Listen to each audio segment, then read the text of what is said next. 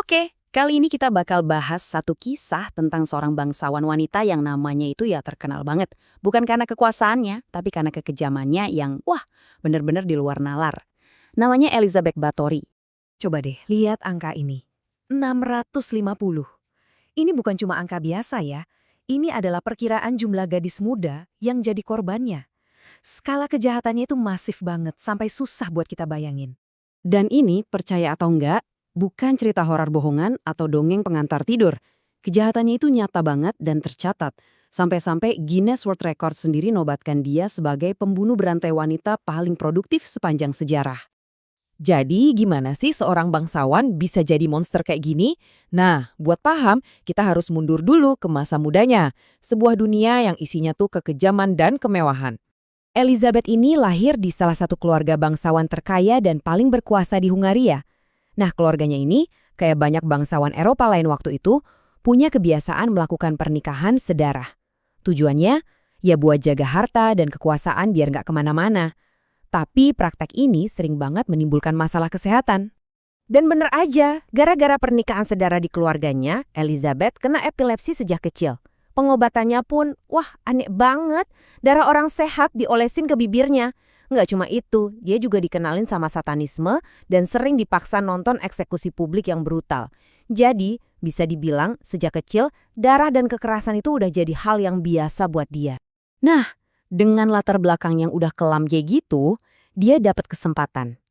Lewat pernikahannya, dia nggak cuma dapat kastil, tapi juga dapat kekuasaan mutlak yang nggak bisa diganggu-gugat. Coba kita lihat perjalanannya. Umur 10 tahun, dia udah ditunangin. Umur 15, nikah sama bangsawan Ferenc Nadasdi. Pestanya gede-gedean loh, ada 4.500 tamu. Terus suaminya ini jadi komandan perang dan sering pergi, ninggalin Elizabeth buat ngurus semua bisnis dan perkebunan mereka yang luas banget. Sampai akhirnya di tahun 1604, suaminya meninggal dan boom, Elizabeth jadi penguasa tunggal yang super kaya dan berkuasa. Ada satu fakta menarik nih yang nunjukin seberapa kuat posisinya.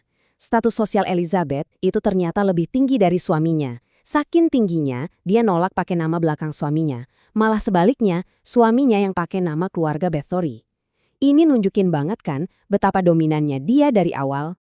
Oke, dia punya kekayaan, punya kekuasaan. Pertanyaannya sekarang, kapan tepatnya sang kontes ini berubah jadi monster? Yuk kita cari tahu titik baliknya. Semuanya itu ternyata berawal dari narsisisme. Elizabeth terobsesi banget sama kecantikannya yang mulai menua. Terus, dia dipengaruhi sama pelayannya, Dorothea Sentes atau Dorka, yang ternyata praktisi ilmu gaib. Sampai suatu hari, pas lagi mukul seorang pelayan, darah si gadis itu nyiprat ke kulitnya. Entah gimana, Elizabeth percaya di bagian yang kena darah itu, kulitnya jadi muda lagi. Nah, dari sinilah kecanduannya yang mengerikan itu dimulai. Obsesinya ini, wah, dengan cepat mengubah kastil megahnya jadi semacam pabrik pembunuhan. Tempat di mana horor yang nggak terbayangkan terjadi tiap hari. Lama-lama kan, pelayan di kastilnya habis dibunuh. Jadi Elizabeth butuh korban baru. Caranya, dia bikin lowongan kerja palsu. Dia janjiin pekerjaan enak dengan gaji bagus buat gadis-gadis muda di kastilnya. Tapi kenyataannya, itu cuma jebakan buat penculikan, penyiksaan brutal, dan pembunuhan buat pasokan darah ritual mandinya. Caranya, ini benar-benar sistematis dan mengerikan banget. Dibantu beberapa kaki tangannya, para korban disiksa, urat nadinya disayat, terus digantung di atas bak mandinya biar darah mereka ngalir sampai penuh. Dia benar-benar percaya kalau mandi darah perawan bisa bikin dia awet muda. Tapi, sepandai-pandainya dia akhirnya jatuh juga. Dan itu semua karena satu kesalahan fatal.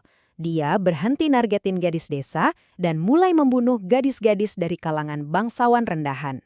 Ceritanya ada satu korban yang berhasil kabur dan lapor. Nah, akhirnya pihak berwenang bergerak. Tanggal 30 Desember 1610, sepupunya sendiri yang grebek kastilnya. Dan pemandangan yang ditemuin di sana benar-benar mengerikan. Ada mayat gadis-gadis di mana-mana, ada yang masih tergantung kehabisan darah, dan ada yang dikurung nunggu giliran.